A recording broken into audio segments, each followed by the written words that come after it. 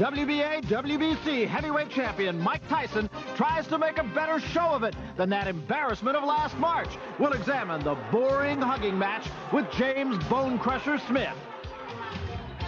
You'll see a different side of a heavyweight champion, Mike Tyson's dedicated commitment to those less fortunate. The challenger is former WBC champion Pinklon Thomas, whose hard road back to this title shot is wrought with controversy. Two determined fighters trying to reestablish their dominance in the heavyweight division. A 20-year-old freight train meets a 29-year-old former champion given his last chance for glory.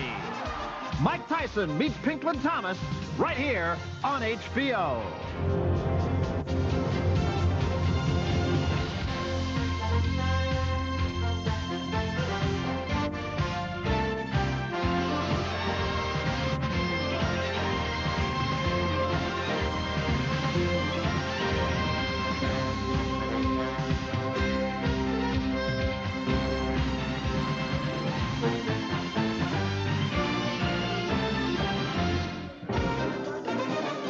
Months ago, we sat in the same outdoor stadium anticipating a war, but the first shot was never fired. This crowd and our television audience were utterly disappointed. Now, they say in show business, you're only as good as your last performance. If that's the case, Mike Tyson and Pinklon Thomas have the opportunity to give this near-capacity crowd something to cheer about all over again.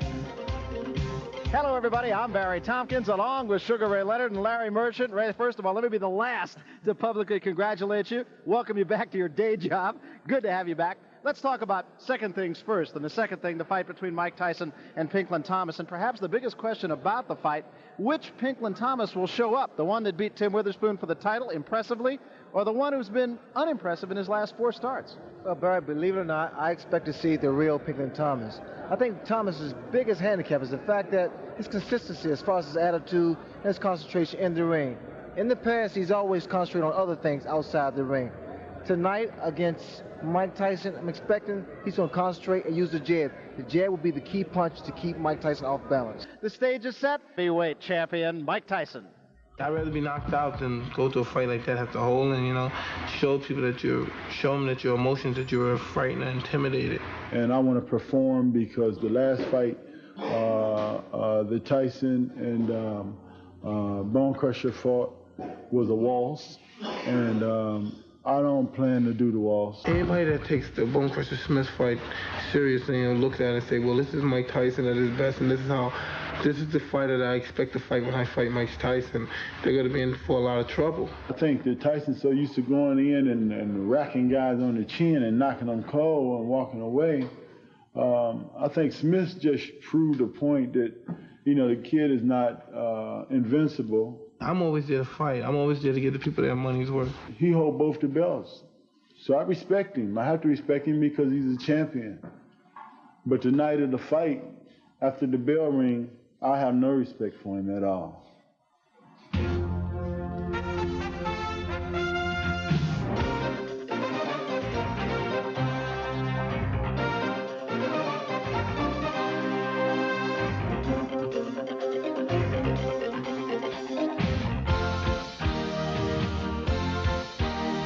We're live from the Las Vegas Hilton in Las Vegas, Nevada. It's time for the main event.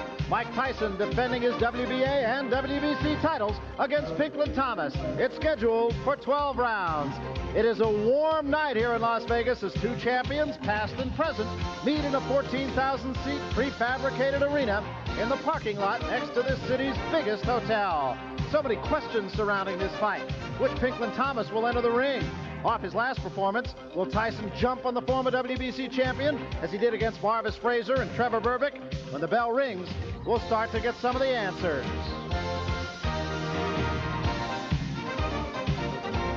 Now, Sugar Ray Leonard, let's look back on that fight. You saw a little bit of that waltz with Bonecrusher Smith. What do you suppose Mike Tyson learned from that fight?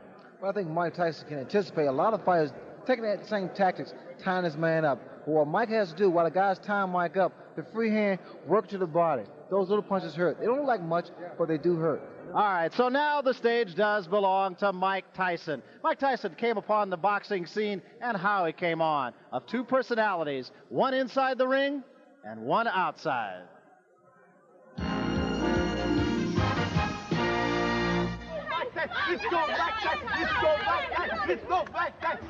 All great champions have their fans, but very few have been cheered and loved like this one. It's a great big thrill. Michael Tyson is here. These are members of YAI, the Young Adult Institute, a not-for-profit agency in New York that provides an array of services for the mentally retarded. Oh my God! Tyson was brought to the agency by Jim Bouton, a former all-star pitcher with the New York Yankees, who might best be remembered as the author of Ball 4. Today, Bouton devotes much of his time to YAI. As co-chairman of the sports committee, he called upon this young champion to help raise money for desperately needed resident housing. My idea was to bring Mike down here and introduce him to YAI, to let him see what's being done and to see how desperately these residences are needed. These are private homes, brownstones, dormitory-style living. Give these people a chance at a normal, dignified life. But for over 1,400 New Yorkers, the wait to get into such a residence can be more than a decade. I think it would be fun. Especially you can have breakfast in the morning. You can watch TV. You can go out and do shopping or go out for dinner or something. That's the kind of things I like. And the kind of thing her newest friend would like to help her get. Thus, the creation of the Mike Tyson YAI Adopt a Home campaign, designed to raise necessary funds through corporate sponsorship. It's now turned into much more than a campaign. He's not just committed with his name and his title. He's really emotionally involved with these people, and that's what's so... Someone like Mike is the only person that's good for this cause. Someone else will give their name, sign the papers, and that's the end of it. Mike actually puts his heart, his soul into it, and that's what you need the most. Someone like Mike. That's a great satisfaction for me, really, and it comes from the heart. I never realized I'm just that kind of person. I get the biggest satisfaction from giving than receiving. 1, 2. It's been said that sport does not build character. It reveals character. Mike Tyson has revealed the heart of a true champion and has provided for many a newfound hope. We'll keep trying, we'll keep striving, knowing we can always count on you. For sure, that's what champs are for. For good times and bad times, we'll be on your side forevermore. That's what fans are for. We're just friends. You're my woman, man. I know what you're telling, yeah. Yes, I am his woman. I believe for sure. I believe for sure. I believe for sure. That's what chance are for. Keep smiling. We'll keep trying. Go for it, Ty. Go hard, man. But now he is. I went hard.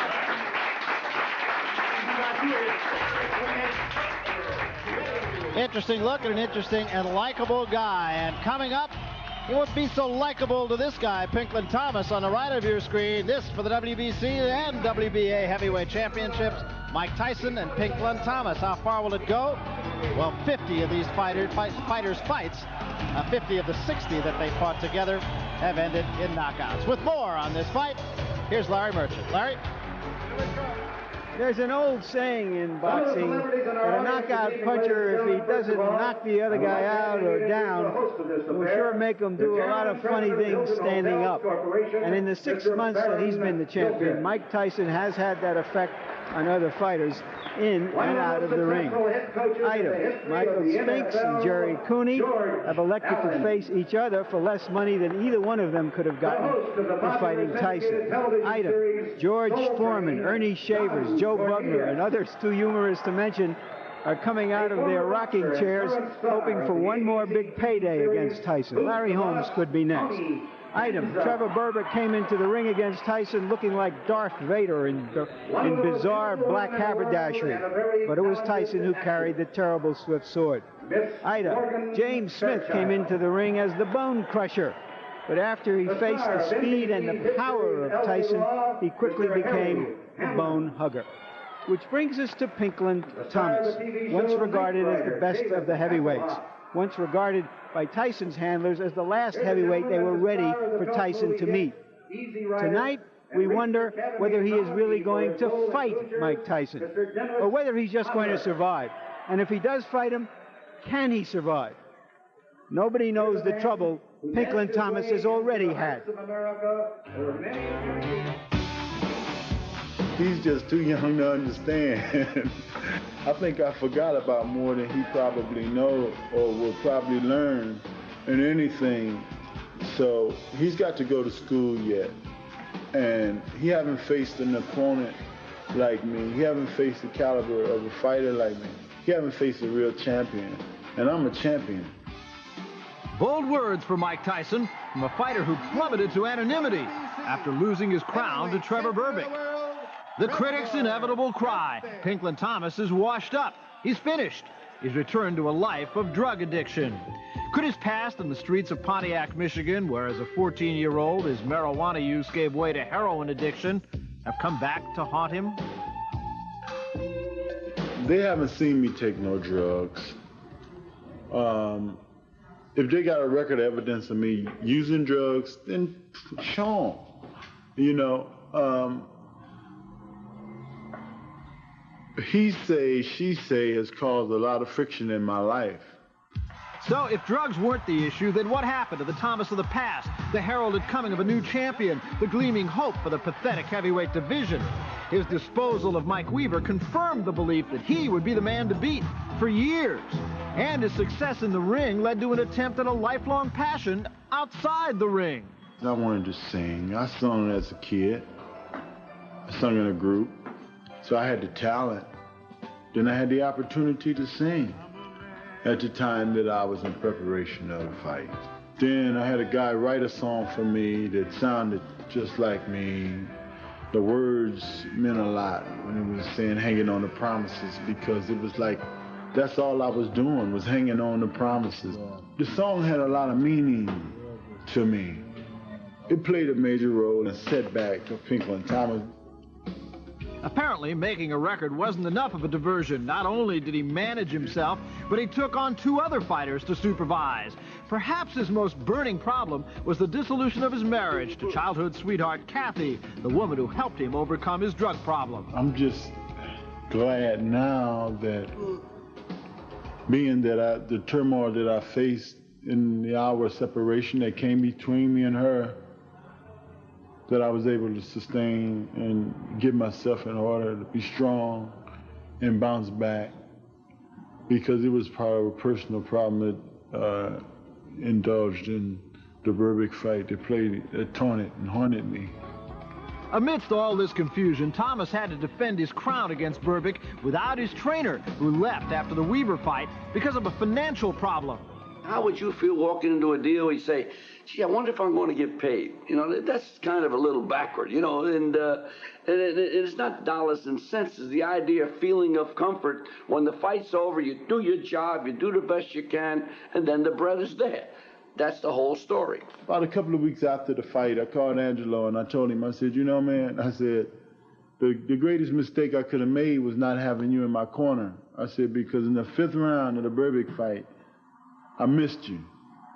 And I really did. I really missed him, you know, because I can remember when I was working with Spoon and we got to the 9th round, he said, three more rounds, baby, you're going to be the champ. I can remember in the 7th round of Weaver fight when I felt it. In the 7th round, I had him. And, I mean, it was like magic working together, you know. That magic Thomas needs against Mike Tyson is back in his corner.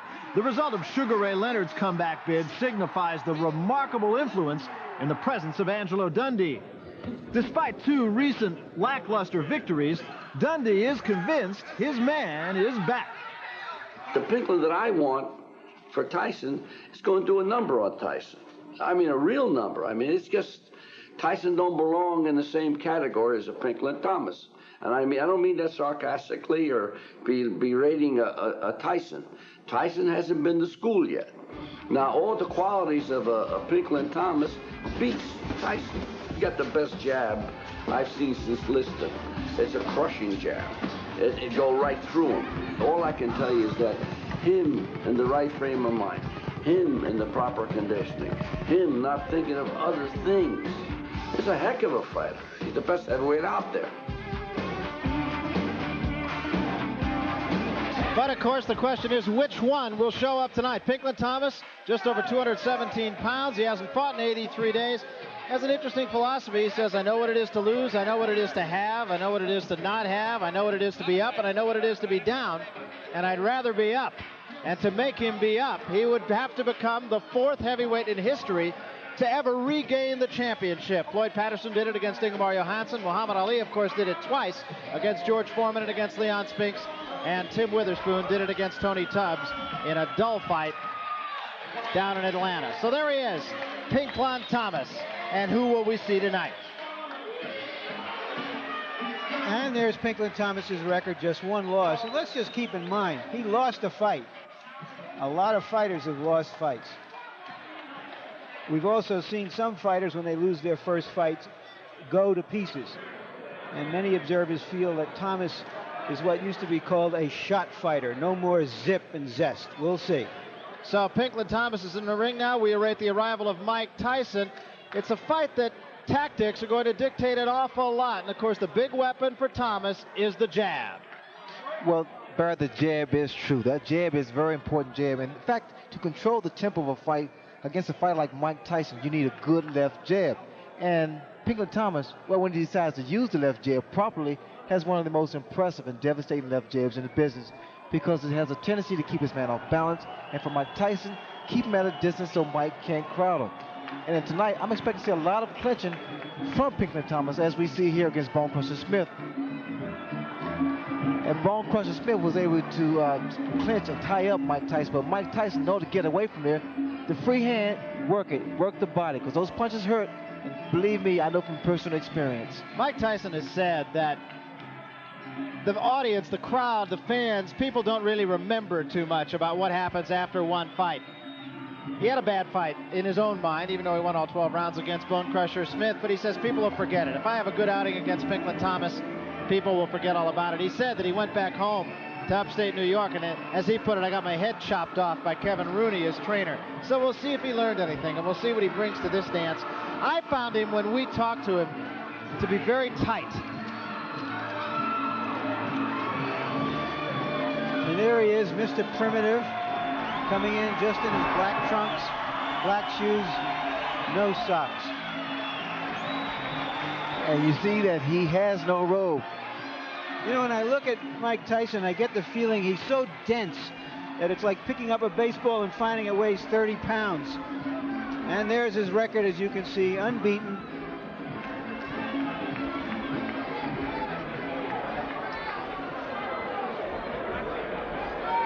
Mike Tyson, as always, comes in very warmed up. You can see a 9-year age difference. Other than that, I think probably the only really startling number there is that Thomas came in at 217, and he does have a reach advantage of some 3.5 inches. I don't really know that that will be any factor in this fight at all. And here's PunchStat with another look at some quantitative analysis of their punching habits.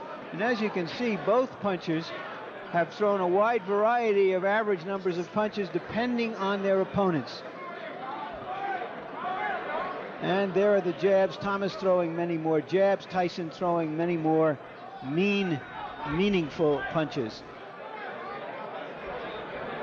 Here are the rules in this fight, similar to the one in the fight you saw a moment ago, that for the IBF championship, with the one exception, of course, being that this will be a 12-round fight. 10-point must system. The judges only score the fight. There won't be a standing 8 count. A fighter can be saved only in the final round by the bell, and there will not be a 3 knockdown rule. Well, we talked about the fact that Mike Tyson comes in here, calls himself a gladiator. Here's a part of that whole look. Throwback. And a coin tucked into his laces on his right shoe. I'll have to ask him about that. It must be a sentimental piece. Meanwhile, let's get up now to the ring announcer, Chuck Hull. We'll get the introduction to the fighters, and we'll get on with this. Chuck? Good evening, ladies and gentlemen. Welcome to the Las Vegas Hilton Sports Arena, where tonight Don King Productions, in association with the Las Vegas Hilton Hotel and Miller Lite, presents the Hard Road to Glory, Destination Ultimate. These bouts are sanctioned by the Nevada State Athletic Commission, Dwayne Ford, chairman. Commissioners at ringside are Mr. Sig Rogich, Herb Santos, Sammy Macias, and Freddie Little. And the executive director of that commission is Harold Buck. Representing the WBC at ringside, the president of that organization, Senor Jose Suleiman, and the supervisor, Mr. Spider Bynum of Texas. Representing the WBA at ringside is Mr. Nick Carriasados. The judges appointed by the Nevada State Athletic Commission for this, the next event of the evening, are Dalby Shirley of Nevada, Gordon Volkman of Illinois, and Harry Gibbs of England. The timekeeper is Mike Lachella. Counting at the knockdowns, Al Bisick. The attending physicians at ringside, Drs. Flip Homansky, Donald Romeo, and Elias Gahneman. And your referee is Carlos Padilla. This is the main event of the evening. 12 rounds of boxing for the WBA, WBC Heavyweight Championship of the World. Introducing, in the blue corner, fighting out of West Los Angeles, California, weighing in at 217 3/4 pounds, with a professional record of 29 wins, 1 defeat, 1 draw, and 24 KOs. He's rated #1 in the world by the WBC and is a former champion of that organization. Ladies and gentlemen, here is Pinklon Thomas. And in the red corner, fighting out of the Catskills in New York, weighing 218 3/4 pounds. He is undefeated in his professional career with 29 wins, no defeats, 26 KOs. He is the WBC, WBA Heavyweight Champion of the World, Iron Mike Tyson.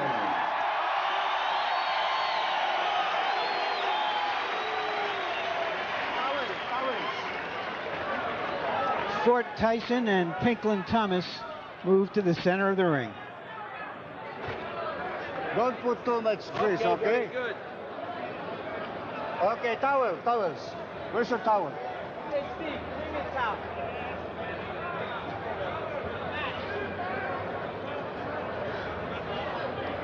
Don't put too much grease. That's sweat. Okay. That's sweat. Okay, well, what do you think? Okay, Tyson, Thomas, you're going to box for 12 rounds. You know the rules of boxing. Avoid using any kinds of foul. Don't throw any punches during the break. Is that understood? Seconds, come out fighting. Will self-preservation kick in for Thomas, or will he come out trying to win this fight? Took a deep breath before the opening bell. Not a bad idea against Mike Tyson. Tyson is a 6-1 favorite. Tyson starts out with the right hand. Well, you notice there's a much more aggressive Mike Tyson than there was with Bonecrusher Smith. You notice that what happens inside here, we see some clinching. That's what exactly Bonecrusher Smith did. But inside, you may see that Mike Tyson still works. He still throws punches. He's not giving Thomas a chance to unload that jab. What Angelo Dundee wants Pinklon Thomas to do is give him angles. Don't stand directly in front of Mike Tyson, because you see here, Mike can throw punches from either angle and with a lot of power. Yeah, Dundee said Tyson is a two-beat fighter. What he means by that is he comes in, he feigns left, he feigns right. There's a big left hand by Tyson, but Thomas is all right. You know why Tyson's able to nail so many guys is because he doesn't throw 1 or 2 punches. He throws a series of combinations, and one of those punches is going to land. The left hook there. Beautiful left hook. He has just not let Thomas uncork the jab. He's on top of him before Thomas can let the jab go. Well, I stated earlier, the key to this punch for Pinklon Thomas is the jab. He has not thrown the left jab to keep his man off balance. You see that it breaks your rhythm. The jab breaks the rhythm. Another big left hand. Thomas is hurt. We see more clinching here. And Tyson did not go to the body. And another left hand. Rarely do you see Tyson throw only one punch. Pinklon can't take too much. He's standing directly, he's standing straight up, upright, and all Tyson's doing is kneeling. His legs are not rock solid at this moment either.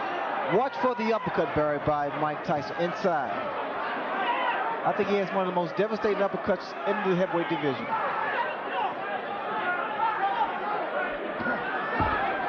The hands of Pinklon Thomas, especially our right hand, is starting to drop to his side. Thomas has a long way to go in this first round, too, as you can see.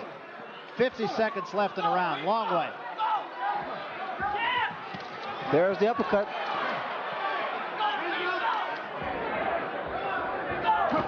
And a big left hand right on the jaw of Pinklon Thomas.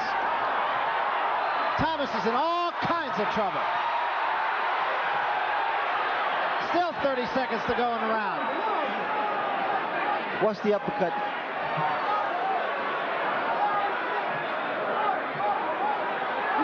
It'll be all Thomas can do to get through this round.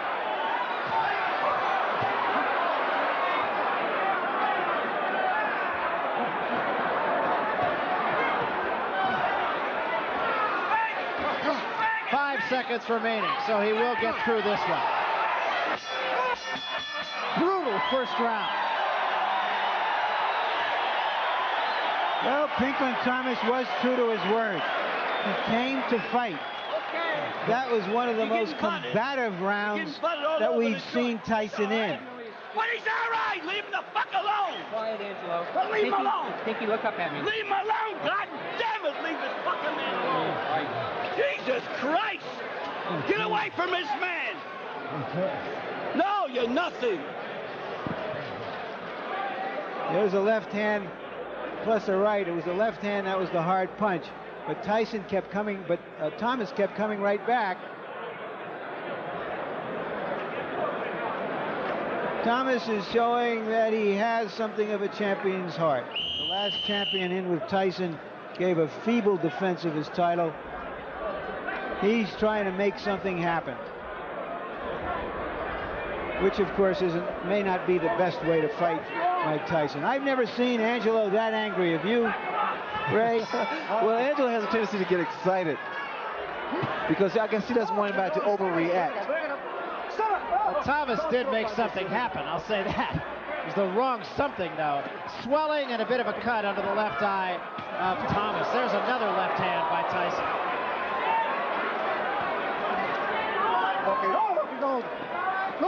Because the ring physician was checking Pinklon Thomas' eye, and that's why Angelo got so upset.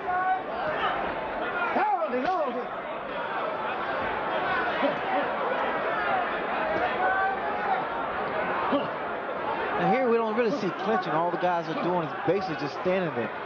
Clinching now by Pinklon Thomas. And we see that Mike Tyson is still going to work. He's working the free hand. And that's what trainer Kevin Rooney told him to do. Angelo Dundee telling Thomas, just stay away from this guy.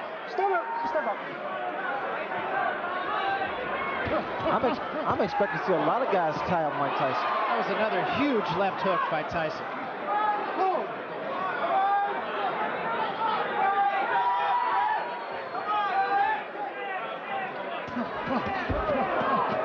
You see what happens with the left jab, though? It stops the man's rhythm. And the less jabs you throw, the more Mike Tyson you're going to see.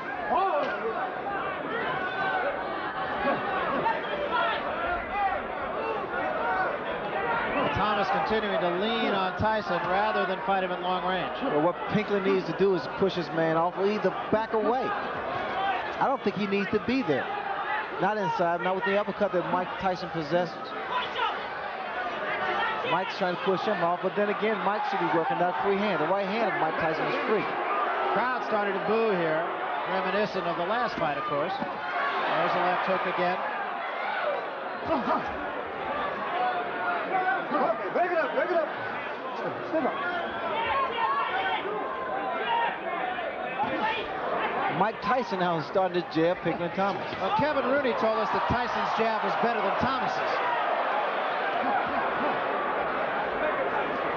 said he knocked Alfonso Ratliff down with a jab.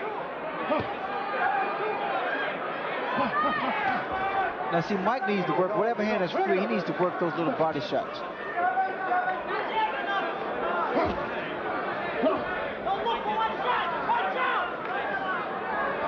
Mike is more so contented to stay there. There's a good jab by Thomas.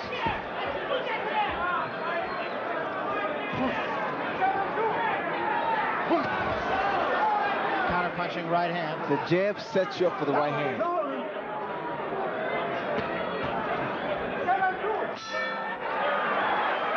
That wasn't a bad round for Thomas. I thought he fought him more intelligently, used his left hand.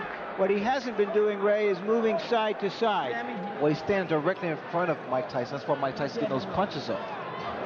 You gotta go to war with this guy a little bit. You understand? But you gotta put the pressure on him. Get the jab snapping.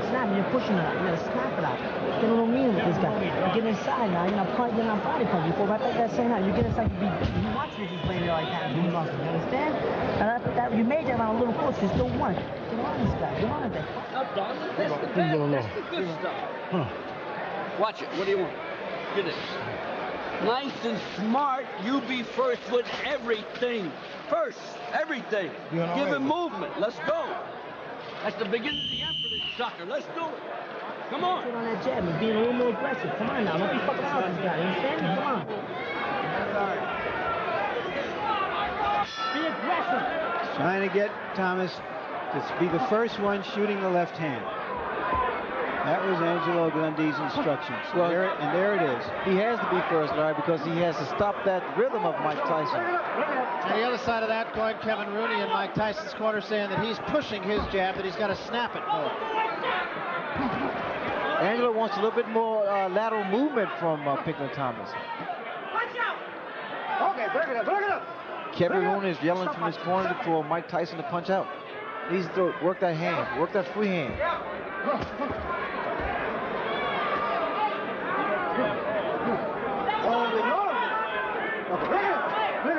Ray, is Mike Tyson now forcing the clinches? It seems to me he's going in sometimes to clinch. He appears to be more conscious of it, and in fact, he himself wrapped his arm around Pinklon Thomas's arm. I think Mike Tyson's so conscious of that now. But you see what happens, Barry. Every time that Pinklon gives a little lateral movement, throws his jab, he's able to be a little more elusive from the punches of Mike Tyson. So as long as he stays in front of Mike, Mike's gonna land punches. Mike is like he's perpetual motion. Swelling on both cheeks. There was a butt. Okay, watch your heads. No damage though, but you hear Carlos Padilla saying, watch the heads. Started to say swelling on both cheeks. There's a good jab again by Thomas. That's what's going to break the rhythm. He needs to break the rhythm with the jab. He's coming with the right hand also. But after he lands those punches, you got to step right or step left. Looks as though there might be a little cut above the left eye of Pinklon Thomas. I think that's where the blood is coming from. We'll see.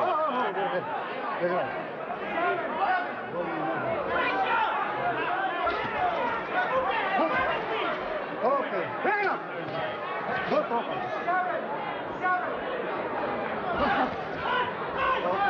No, then bring it up. Step up. Thomas's people say that his jab is second only to that of Sonny Liston. I don't like what Pinklon Thomas is doing. As he throws those, he attempts to throw those two punches, you'll notice that he comes straight up. He comes upright, and that's in line with the left hook of Mike Tyson. I'm not sure that is a cut over the left eye of Thomas. I think it's blood from somewhere else, just off the glove of Mike Tyson. 15 seconds remaining, round 3. And Tyson is the one who seems to want to fight inside. And want to hold. For one of the few times since we've seen Mike Tyson, I gave his opponent the round.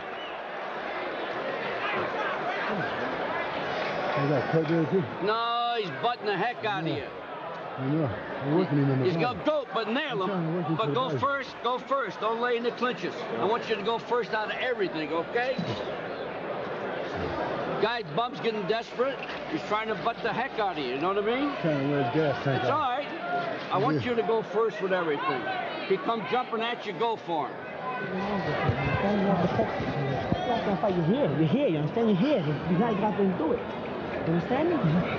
Use the jab and use the goddamn. Let's take a look at Pinklon Thomas's jab right here. Well, you see what happens there? It just knocks you off balance, especially if it's a good stinging jab like Pinklon Thomas possessed. It keeps you out of rhythm. He hasn't shown much fear of Tyson. Well, Thomas had said that Tyson has fought the C-class fighters and the B-class fighters, and now he's fighting an A-class fighter for the first time. I was really expecting to see a lot of clinching from Pinklon Thomas because I think he picked something up from the Bonecrusher Smith fight. But he has to be a little busier than Bonecrusher. Thomas said he looked at all the 15 or all the fights that went the distance of Mike Tyson. He didn't look at any of the knockouts. And I asked him who fought him the best in your opinion, and he said Jose Ribalta and Quick Tillis. It was a right hand by Tyson that caught Thomas above the ear.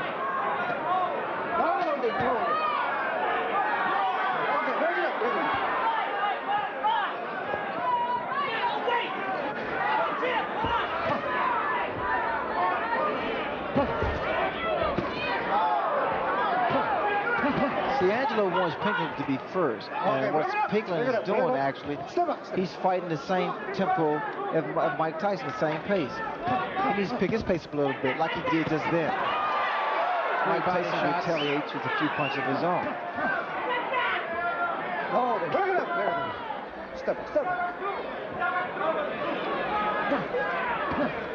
I mean, the left jab can go downstairs, it can go upstairs.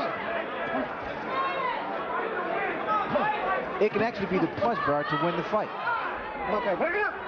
Step up. Step up.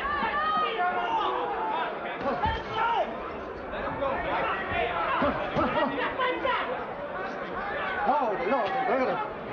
Step up. Also, talking with Pinklon Thomas, he also said that the way that Mike Tyson holds his gloves close to his chin, he thinks he has the power to hit the gloves, and the gloves will actually hit himself. It does seem to be Mike Tyson who really is the person who's tying up Pinklon Thomas more than Pinklon Thomas is tying up Mike Tyson. Put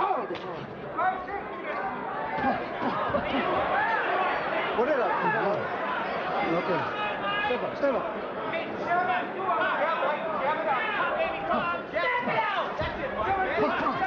Good right hand. Now the right hand is starting to fall. But it's not going to be 1-2. It's going to be 1-2-3-4. That's those kind of combinations you need to throw against Mike Tyson. And some body shots. Very slowly, Pinklon Thomas is getting himself into this fight. Starting to get a little bit of a rhythm here. And I think really starting to confuse Mike Tyson a little bit, right? He scored with that uppercut. Pinklon Thomas, no question about it, has a great chin. Okay, bring it up. But I don't think he wants to prove that too often. Took a lot of punishment in the first round.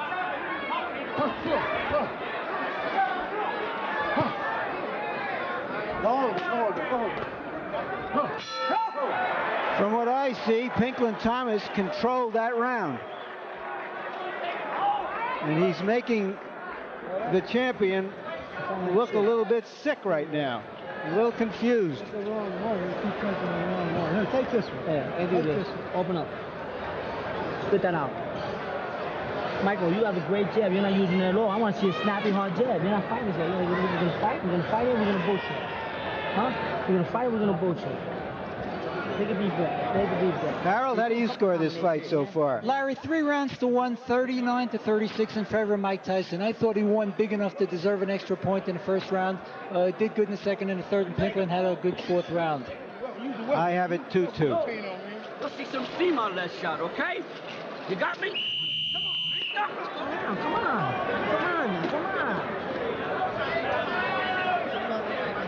What a better fight, show him. Good combination by Kevin Rooney on Mike Tyson.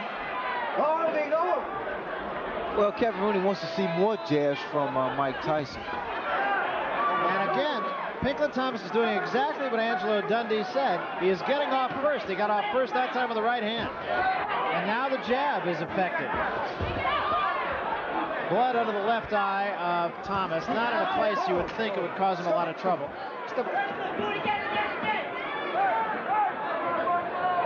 Fighter become aware of being cut. I heard Thomas a couple rounds ago ask if he was cut. Look, you have a good cut, man. Just like that was a good right hand by Pinklon Thomas. You have a good cut, man. You don't worry about that if you're a seasoned professional. Unless it really bothers you. With the swelling.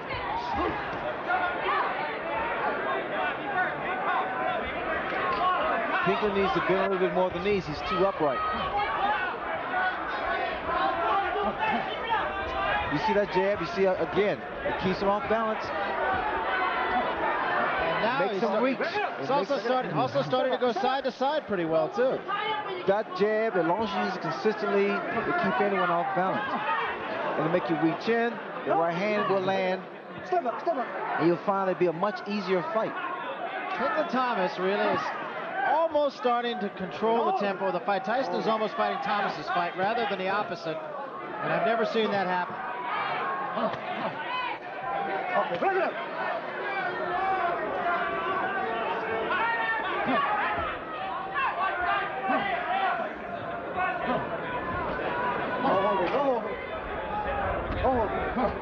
I was expecting to see more punches thrown by Mike. And in fact, he needs to throw more punches inside. Tyson trying to use the jab, as Kevin Rooney was exhorting him to do. Little movement, little footwork from Pinklon Thomas. And jab. peppering him with the... Okay. Watch your head, okay? Carlos Padilla tells Tyson to watch the head. And Thomas again, impressive in this round.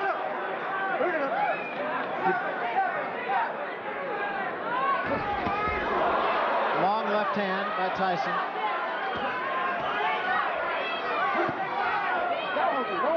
Thomas is just not letting Tyson rough him up like Tyson has been able to do at will against other opponents.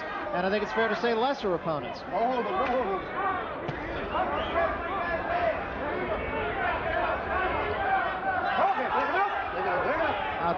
Thomas is holding him a little bit. I wait to see Mike Tyson throw that bolo punch, kind of bolo, double right hand right hand to the body, and right hand to the head. That's another round for Pinklon Thomas, in my book. With bad intentions like Bad that. intentions, baby. With bad intent. What's the matter? I'm getting tired. He's getting tired. Take some water here. Where's the right hand? Huh? Where's the right hand? Spit it out. Spit it out. Spit it out over here. Drink this. Yeah. Give me that towel, Mike. Listen. Bad intent. You gotta go your punch with bad intention. Hard. Go to the body. Hard. You use your jab a little. Now let's see what Tyson does here and why he's having so much problem.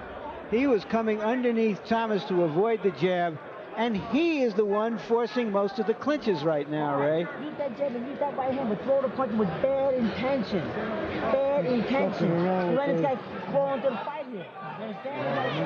Now look, you gotta pick up the pace. I don't want you in the clinches. Spin them in the clinches. You're doing fine, but you're blowing it because you're laying in there.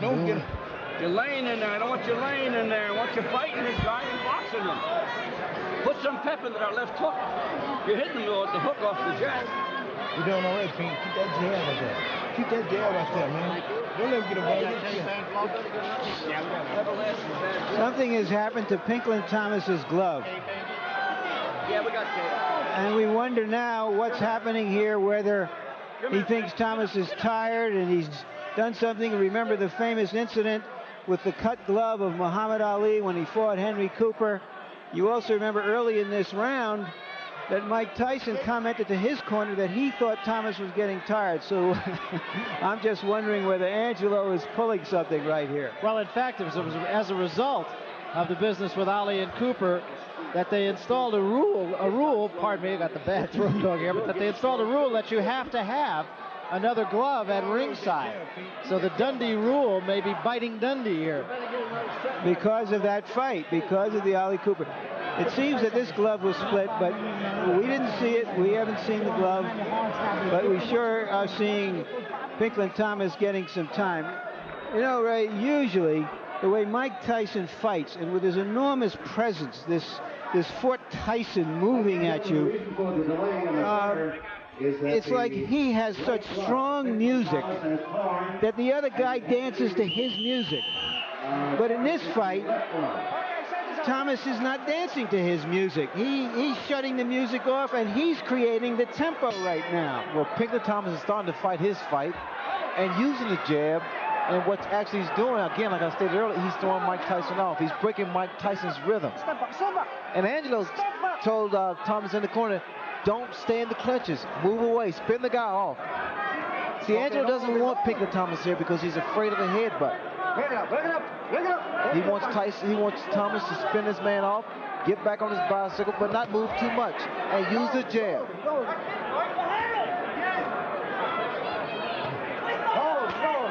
This is the 6th round. We're going 12. Okay, bring it up. Step up. Thomas has answered one question, and that is which Pinklon Thomas will show up. It's the one that beat Tim Witherspoon, win or lose.